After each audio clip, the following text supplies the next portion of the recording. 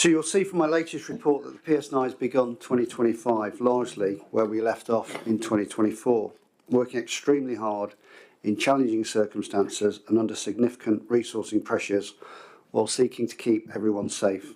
We undertook major police operations over the Christmas and New Year periods, and most recently the PSNI led the emergency services response to Storm Eowyn.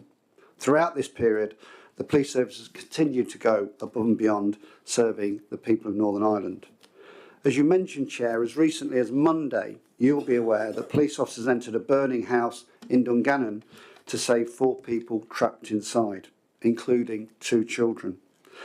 Officers arrived before the fire brigade, got ladders from neighbouring homes and entered that property at considerable risk to themselves. 8 officers were treated in hospital for smoke inhalation and 2 of the family remain seriously ill in hospital. Our thoughts very much remain with the family. I've spoken personally to each officer and thanked them for their colossal bravery. I kept hearing back in return that they were simply doing their jobs and what they joined the service for, to keep people safe. Each officer had no regard for their own safety and literally entered that house not knowing if they would come out alive. They heard the cries of those inside and immediately put their own lives at risk. It's these actions that define this organisation. It takes something special to run towards danger into a burning building. This is not a normal reaction and we should never take it for granted. I'm incredibly proud to be their Chief Constable and I hope people appreciate how lucky we are to have our officers and staff. Yesterday, you will have noted we charged a 21-year-old man with arson regarding that incident. You'll be aware of a shooting in Newton Abbey on the 6th of January in which an off-duty police officer was injured. Our investigation into this incident still continues, but a 29-year-old man has appeared in court charged with a number of serious offences, including attempted murder of the police officer. I'm limited in what I can say due to ongoing proceedings, but I've met and I'm very proud of the officer's actions during that incident and others who assisted him that evening. Following surgery, the officer's been discharged from hospital and we continue to support him and his family.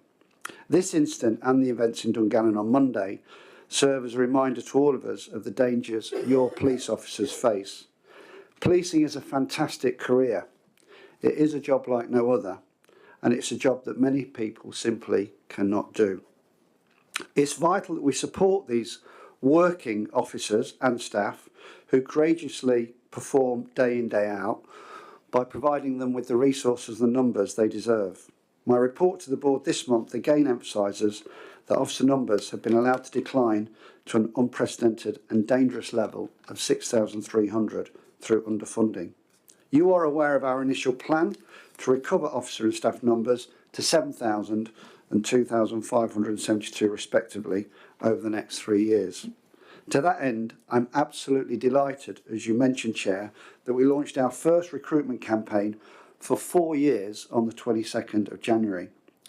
We are accepting applications for student officers until the 12th of February, and we are also now accepting applications for call handling staff until the 17th of February. I'm sure we might talk about this more in questions, but both campaigns are going well.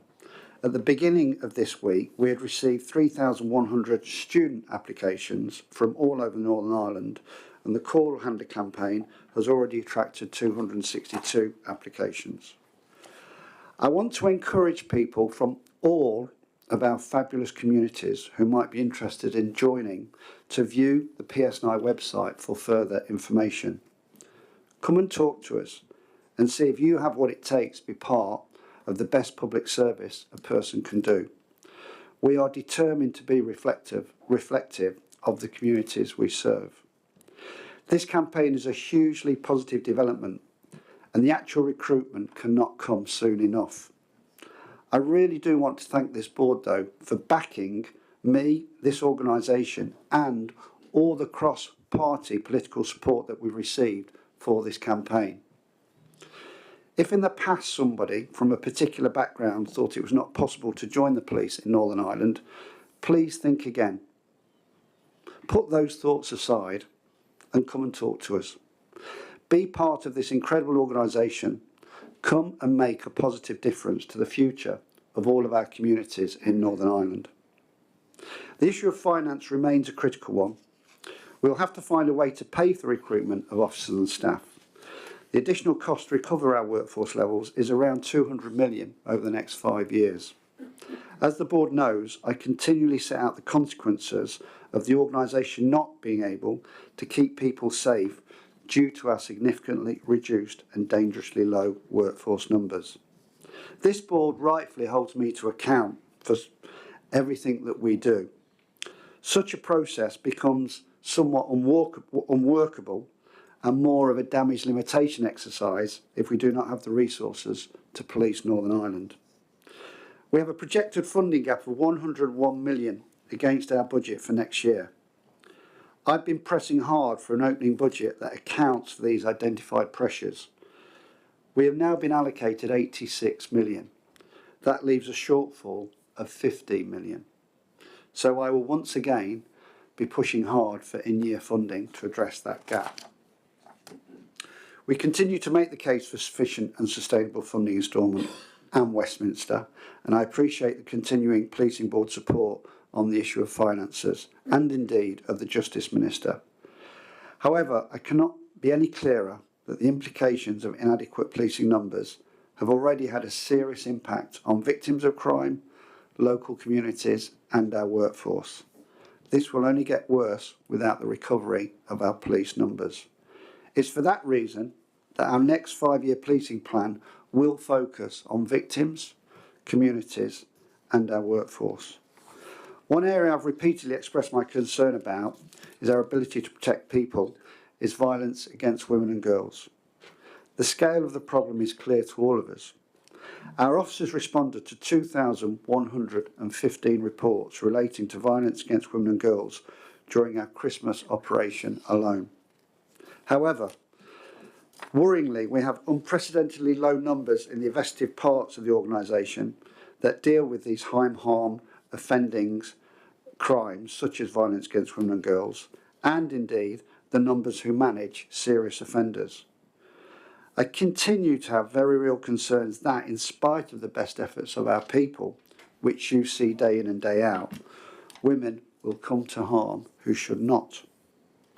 In spite of this, I want to reassure this board that tackling violence against women and girls is and will remain one of the Police Service of Northern Ireland's organisational priorities. And working with the Department of Justice and the Executive Office, I was delighted to announce that we launched the new campaign to tackle gender-based violence recently. This Power to Change campaign challenges men and boys across Northern Ireland to check and change their behaviours towards women and girls. Evidence shows that if we allow misogyny to fester in our communities, more women and girls will suffer. This is not acceptable. A dedicated website has been developed to support this campaign, and I encourage everyone to visit the website, watch the videos and use the toolkit to promote the campaign. At the launch event, an incredibly brave and inspirational survivor told me and later the audience that her abuse did not start with a punch.